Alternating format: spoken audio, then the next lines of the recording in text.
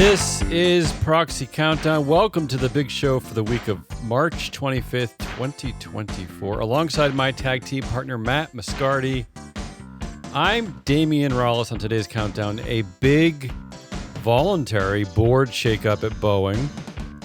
More foolishness from the Disney proxy cage match. Antiquated proxy voting policies at Photronics. A very busy Dockendorf at Keysight Technologies. And on the big vote, a cruise company so annoying that it's listed in 2 different countries.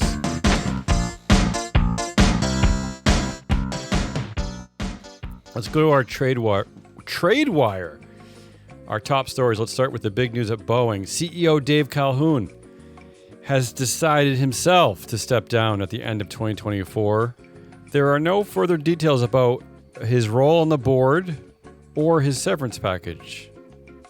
Board chair Larry Kellner also decided on his own not to stand for re-election at the company's 2024 meeting. In connection with this decision, Steve Mollenkopf has been tagged to replace Kellner as the chair of the board. And third, the board elected Stephanie Pope. She was EVP and Chief Operating Officer to replace Stanley Deal as CEO of Boeing Commercial Airplanes. And that's all we know so far. Edwards Life Sciences announced that board chair Michael Musselum will be stepping down at the company's annual meeting of shareholders. This is important because Musselum controls 35% of board influence. The company expects to appoint director Nicholas Valeriani, who currently has 8% of influence, to succeed Mike as chair of the board. Additionally, Martha Marsh has reached the retirement age and will step down on the board at the meeting. So Martha has 13% of influence. So 48% of board influence about to step down at Edwards Life Sciences. And finally, app company Match Group appoints 2 app gurus to its board. Laura Jones, Chief Marketing Officer at Instacart, formerly with Uber, and Zillow co-founder and former CEO Spencer Raskoff. So very appy board ads at Match Group. Let's go over our proxy cage matches. Let's get back to the greatest proxy cage match ever, the activist investor fight at Disney, at Walt Disney Company. Let's start. All 3 have been filing like crazy this week. So many filings. I've never seen so many filings in my life. Let's start with Nelson Peltz. Peltz was quoted this week in an interview saying, "Why do I have to have a Marvel that's all women? Not that I have anything against women, but why do I have to do that?" I mean, Matt, I heard you laughing. When you say not that I have anything against women, that means you have something against women. That's what you say after you said I've something never said, against the I've person. never, ever said that. He also said, "Why can't I have Marvels that are both," referring to the fact of having both men and women. And he said, and referring to Black Panther, one of Walt Disney's most successful franchise, he said, "Why do I need an all-black cast?" Yeah. This guy, completely out of it. He also said in a filing that ISS agrees to restore the magic, but they don't really agree, Matt, right? The ISS is actually only supporting Peltz to the board, not Rasulo. So I'm going to call this false. ISS kind of agrees. Nelson Peltz also said, "Our nominees will work constructively with the Disney board." This is in a filing. But we learned this week that Nelson Peltz has withheld votes from Disney CEO Bob Iger after saying earlier that he's not trying to fire Bob Iger and that they only recommended votes against Froman and Lagomasino. So all over the map here, clearly is looking for fights. They also posted this, Matt. I know you'll enjoy this, which makes me believe that Nelson Peltz listens to our show. They created their own skills matrix and posted it on a filing. They listed Nelson Peltz as having media and entertainment expertise. I saw that. I don't know that there's any proof of that. They also oddly they are really pushing for Disney to move forward, and do great things. They listed Nelson Peltz and Jay Rusulo as having no technology and innovation expertise, none. Look, it seems like the backing of Peltz is not actually backing Peltz as useful for Disney. Everything that says back Peltz is shake up Disney. Shake up the board. Just shake up the board. Why not support the Just Blackwell's stir candidates? the pot. But the fact is, if you vote in any other board member that Disney didn't choose, you've sent a message to the Disney board. Of course. So having someone who says a Marvel doesn't need, why does it have to be all the women? And why do you need an all black cast? Seems antithetical to actually what you're trying to achieve if you're just trying to achieve a shakeup. That is regressive, and not regressive in that way that is bringing back, restoring the magic of profits at Disney, which is still a profitable company, or going forward, improving streaming at Disney, or anything that you're talking about changing Disney so that it grows faster is not that's not the regressive that we're talking about. We're just shaking it up to say, why can't we just have more white heterosexual men in Disney movies at this point? That's not a shakeup. That's not a shakeup. We speculated about this phrase "restore the magic" on past shows. That it did it have some reference to MAGA? Because MAGA, the phrase "Make America Great Again," also similar connotations. I think when you're calling out an all-black cast, and again, one of the top 20 most successful movies in the history of movie making, of movies, $1.3 billion in the history of movies, then it does suggest that restore the magic means something a little nefarious.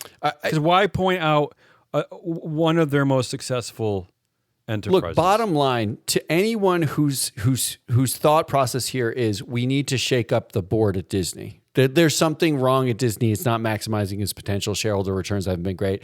I want to shake it up.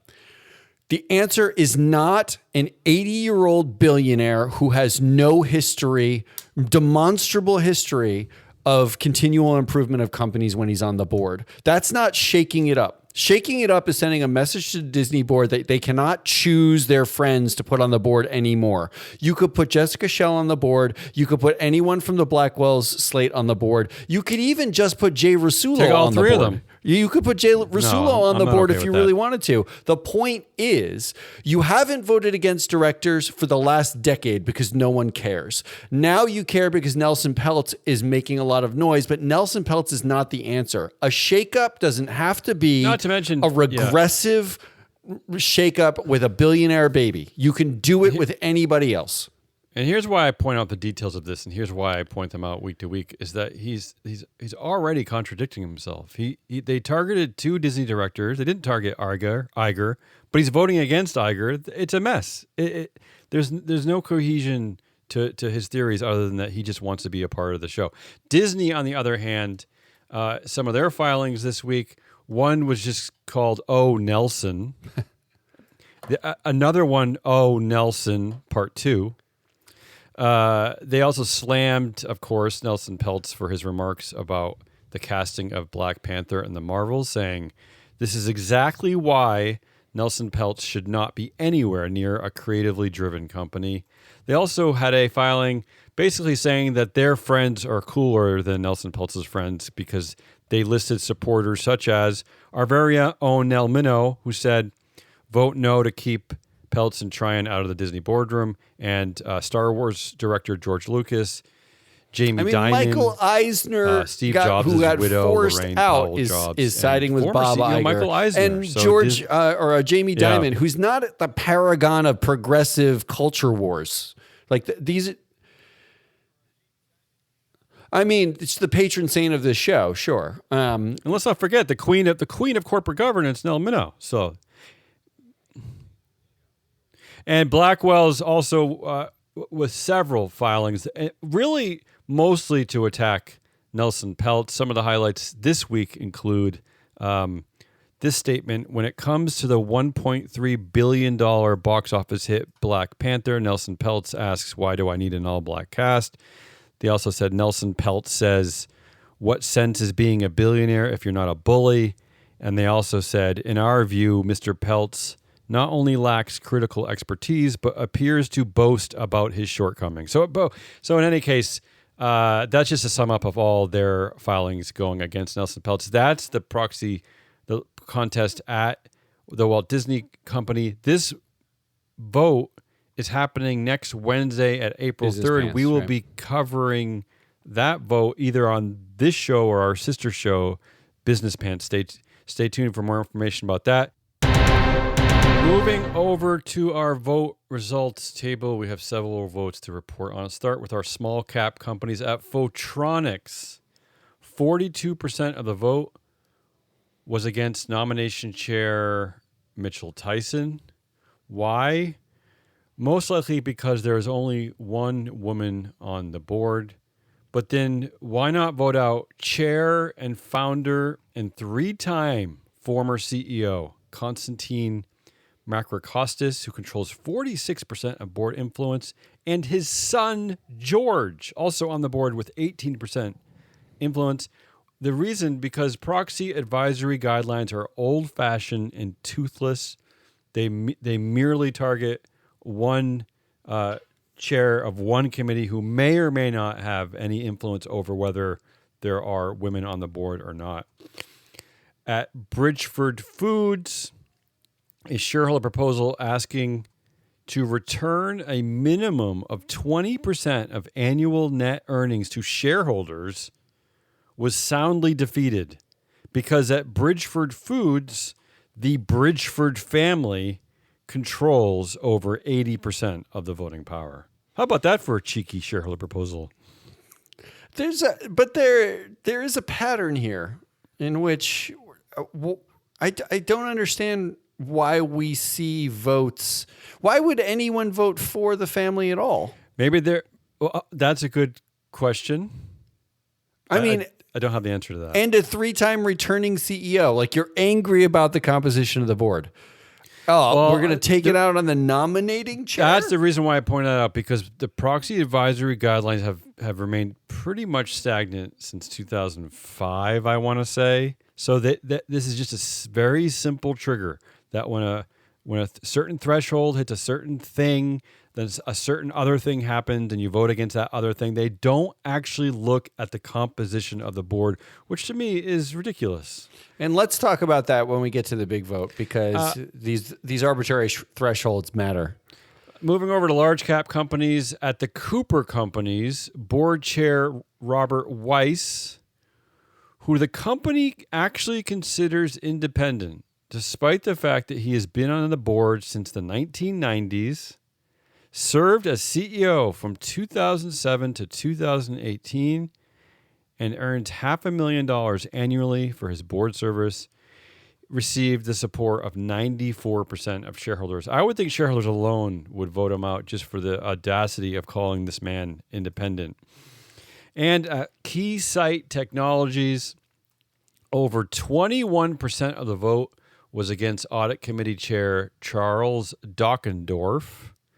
I'm reporting on this because it should be way higher, because he currently serves on the Audit Committee of 4 public companies. So he serves on Keysight Technologies on the Audit Committee, where he's chair. That's 18 total meetings. Boston Scientific, he's also on the Risk Committee. That's 21 meetings.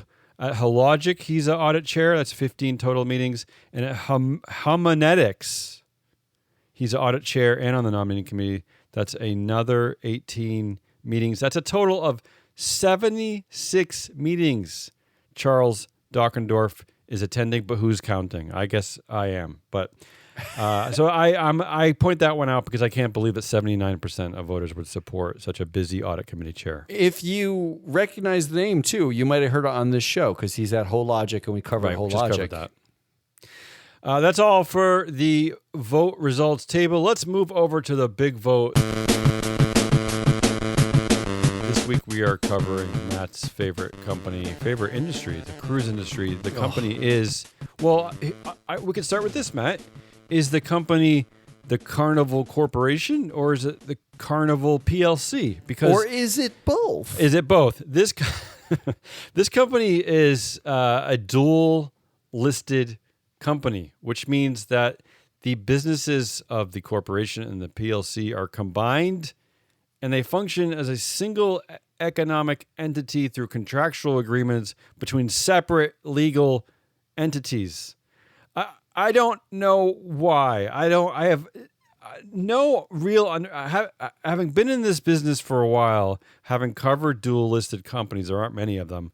I still don't know why, Matt. Why are these allowed to exist? Look, I know probably there is some tax reason that you did it 20 years ago, or maybe there's some economic reason that you wanted to do it, but it is 2024, and there's only one reason that occurs to me, and it has to do with the fact that Mickey Arison owns 10.9% of the shares and 9.6% of the vote. Well, here's where it gets weird. So Mickey Arison, he is the former CEO. He is the son of the founder. That's the most important part, right? He's the Nepo founder. This is the family-run company, Arison's. He owns 10.8% of the Carnival Corporation stock, but none of the PLC shares, and has combined voting power of just under 10%, 9.6%. So can we just dive right into this right now? Sure. Yeah, go ahead. I mean, look, the company, if you don't know, does cruises. I can think of no worse thing.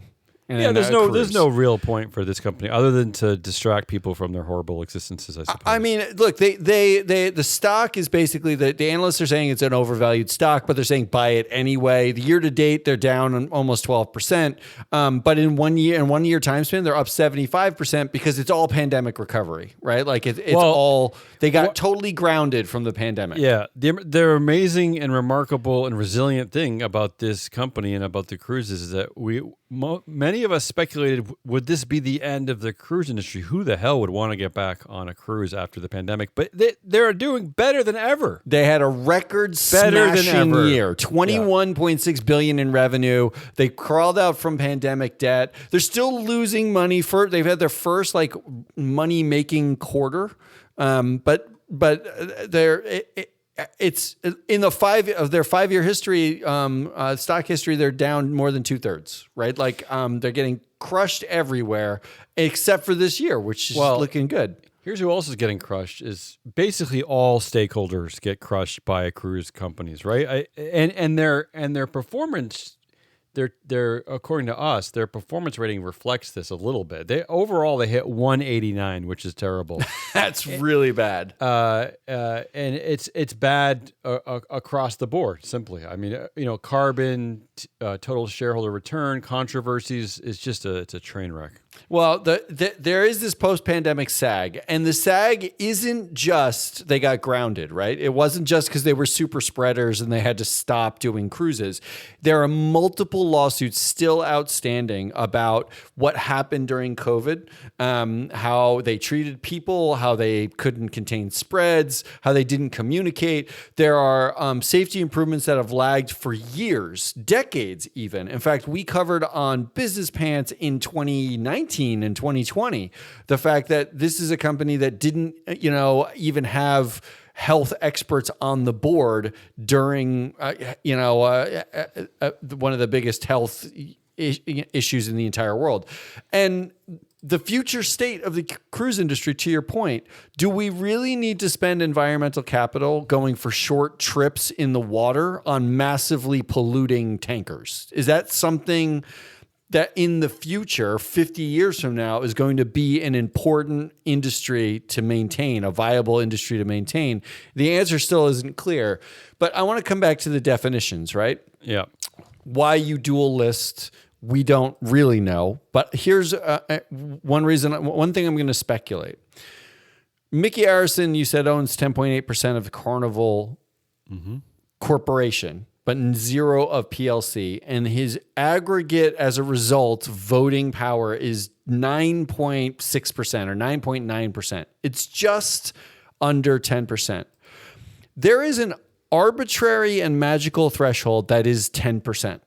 This is what most, if not all, of the proxy advisors and data, the ESG data gatherers think is the important number. If you are a 10% or more and a family member's on the board and they own that 10%, then you're considered a family firm. The rules are slightly different for a family firm. You look at governance differently. You expect it to be run by family members. You expect more entrenchment. It's not that those things are good. It's that the expectations change, right? Right. Well, somehow, because Mickey Arison is just below that 10%. Well, 9.6, 9.9%.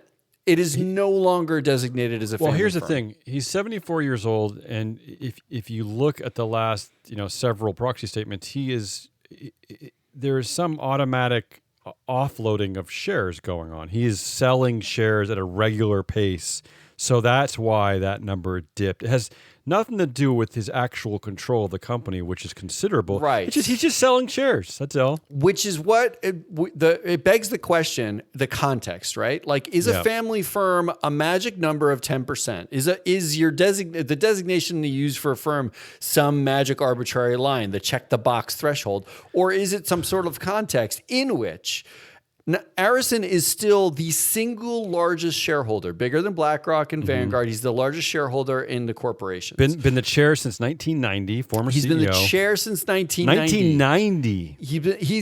He was named the CEO. Ted Arison started the company in 1972. His dad. He was named the CEO in 1979. Yeah. So 1979. So it's not exactly like this is like nobody knows Mickey Arison. No one's going to listen to that guy because he's got 9.8% of the shares instead of 10. I will tell you anecdotally that I was in on these conversations at MSCI debating this very point. And I remember specifically being on the side of, no, we're not going to stick to some arbitrary threshold, but that the family firm designation should last as long as that family member is on the board. He's so I don't on the care. board. So I don't, because we do get into these situations where we do cross an arbitrary threshold, and then suddenly MSCI designates the company as being widely held. But here's the problem. And that does change things, right? It changes how an investor might look at this company. But here's the problem even with that, right? Because the family members often, we've covered companies that have third or fourth generation family members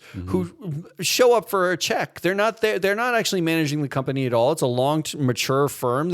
They're almost like an honorary board member because their name is the name of the company. Sure. Context is what matters, right?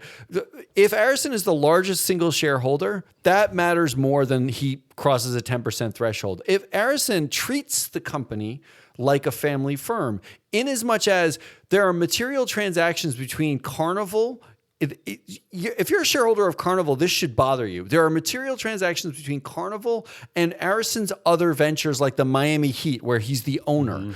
Carnival paid for a patch on their jerseys. Carnival paid for location advertising that the Heat and Heat-affiliated things own. Where he's the owner and where his son is the CEO. His son is the CEO of Heat. And, Carnival provides aircraft services to, they pay for aircraft services to another company that Arison is a trustee of. Right. These are the actions of a family firm, which is why when as an example, when an MSCI changes the designation this year and now calls it widely dispersed, the ownership, it's important, right? I think what we need is a new designation, and I'm going to propose it right now. Go ahead. And I'm going to pull it from a Hawaiian concept. It's called the Ohana firm. Ohana is just a Hawaiian term for extended family that includes aunts, uncles, friends, people that you've lived with for a really long time. And in fact, that's how I want to designate this company for the purposes, at least, of this show. Which makes sense because it is a cruise company, and cruises do like to go to Hawaii. They do, yeah. That's why it's a perfect. Although I don't think the Hawaiian people like that very much. But so let's get into the board members. Do you want to do a rundown of the board members before I get into it? This is again, we're right back to this conversation that we cross frequently, which is, does it matter? Because our data shows that Mickey Arison, again, chair since 1990, became the CEO in 1979. His father, founder of the company, controls 71% of board influence. So what are we really, if we're not targeting him, if you want to do a board shakeup and we're not targeting him, what are we doing? I think your easy sort of vote target is the family. If you want, this is a one share, one vote company, which is an important thing to remember. He's still going to have 9.6% of the voting power. He still will have access to all of the bathrooms in the headquarters. So it's not like his voice is going to leave that boardroom. But honestly, right? Voting him off won't change anything in that. But regard. I don't mind him having a seat at the board, given that he owns that many shares, right? What about being? You can't vote against him being a chair. It's too bad you can't be that nuanced. But but I think what you want is to break up the Ohana family, right? How does that even help? So who are you targeting? So here's who we have. It's important to know who you actually have on the board, right? Mick Arison is surrounded by a core group of longtime board members who basically have lived through it being a family firm to this point, right? Stuart Subotnick, 36-year tenure, 82 years old. 36 years. At some point, don't you age out of tenure? He joined during the Reagan administration. Laura Weil has been there for 17 years. Randall Weisenberger has been there for 15 years, and one of the firm he runs, which is a hedge fund, owns 1.3 million shares on his own. Well, it's interesting to point out that both Weil and Weisenberger both received 13% votes against their reelection last year, so shareholders are paying attention to them at least. The reason why they've received votes against last year, and BlackRock was one of the votes against, was their compensation committee members. Are they not? Okay. All the votes were against the compensation committee because we have the same problem where we're not analyzing the actual board members. We're analyzing, are you on the compensation committee and you paid a lot, right? And that's it. At least we're voting against members. That's a good thing. But you also have Jonathan Band, who's been there for 13 years. It's 4 board members there for 13 or more years.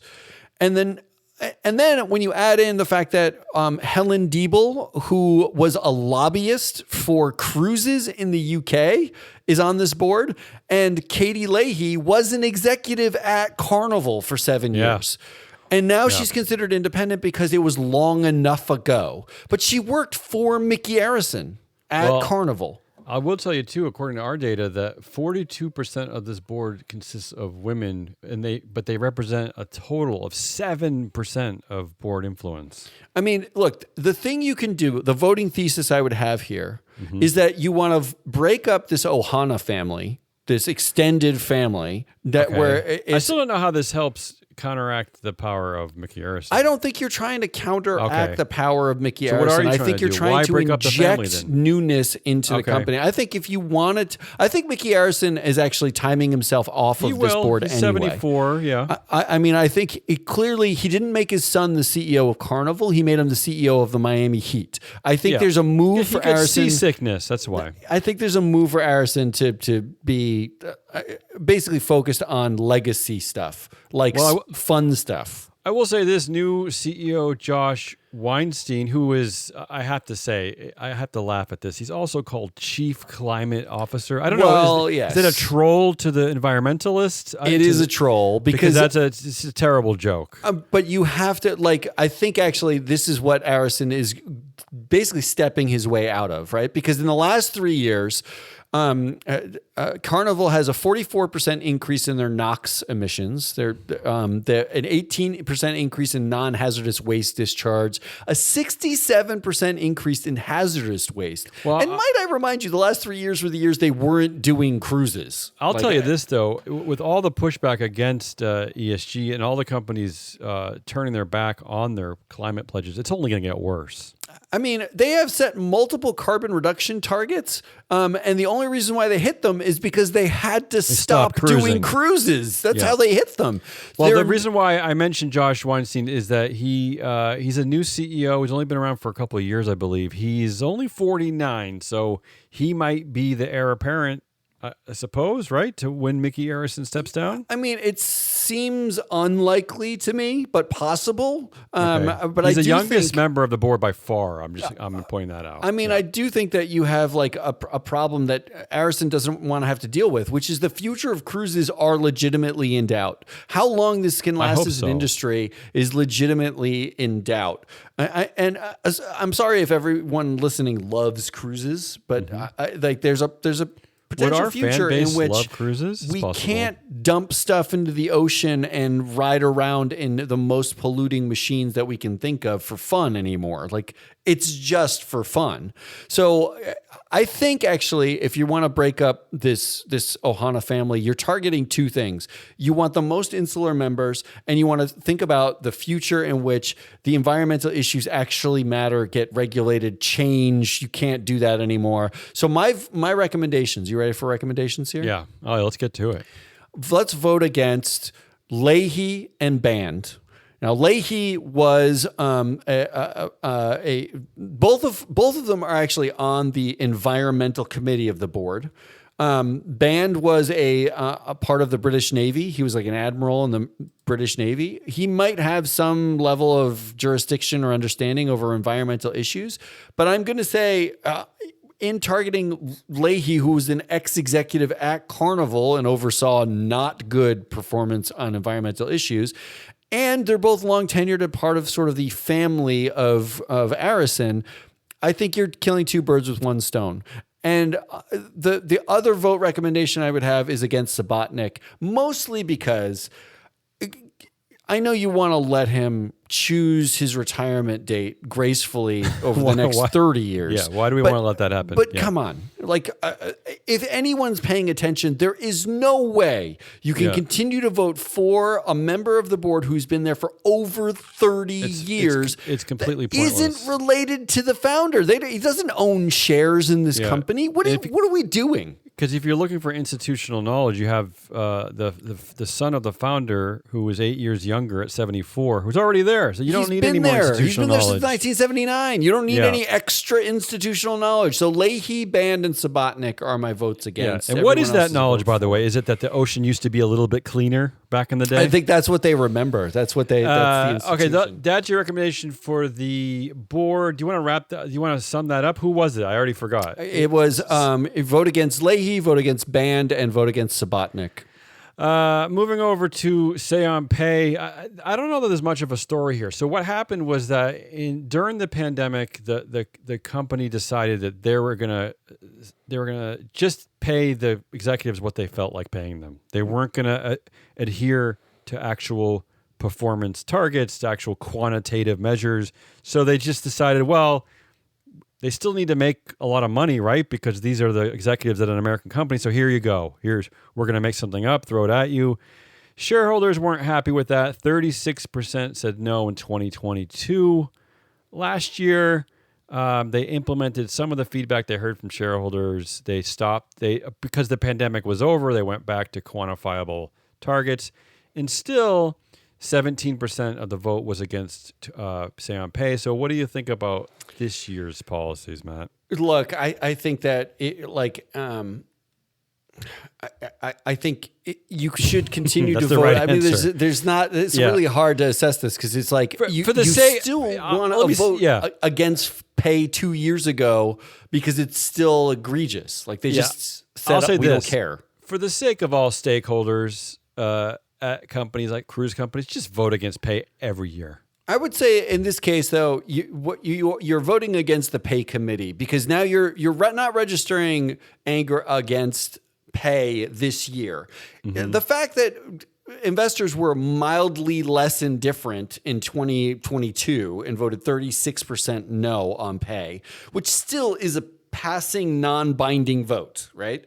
And then last year they were like, well, we still have some vague uncomfortableness with last year's vote, so we're going to vote against pay this year.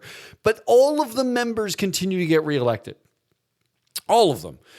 Says to me that if you're angry about the way they set pay arbitrarily 2 years ago, 3 years ago, and all the members are still there, then you're not doing your job. You vote against the members. Anything else you want to say about Carnival? Look, I want to say that I don't understand dual listing. I don't get it. I don't know why you do it. I don't. Yeah. It seems like I don't think anybody understands. In fact, I noticed that the corporate secretary for has been the same corporate secretary for at least 20 years. I imagine that is maybe one of the highest paid jobs inside a Carnival, trying to figure out the two jurisdictions and what you have to, the note taking and the communicating and the organizing. It seems like the worst thing you could possibly have to do. Maybe it's yet another troll, because there really is there's not more of a pointless company, a pointless industry than the cruising industry, right? So maybe it's a troll that we're just going to pointlessly list in two different jurisdictions on two different exchanges. Just extra work for somebody. If there was anything that's trolling, it is the CEO being the chief climate officer, and then noticing that his signature, which is an under-analyzed piece of information, signature. Go ahead. Yeah. I tried to do a handwriting analysis online of his signature. It was really hard to find it. Weinstein, yeah. But in his signature, if I may describe it, are no J's, W's. There's no discernible letters. It's basically an up, down, and then a couple of sideways loops. This is suggesting that you've run out of analysis. I'm just saying, at some point, like if a guy is going to sign his name that way, he was the general counsel of the company, he has no background in environmental issues, and they called him chief climate officer. Aren't we just making fun of everything? We don't care about our signatures. We don't care about our titles. It's just get paid because Mickey runs this company. That's what it feels like. That's the Proxy Countdown for the week of March 25th, 2024. Join us next week when we jump back into the alternative democracy pool. Forever on the lookout for shareholder sharks, floating band-aids, and wayward directors.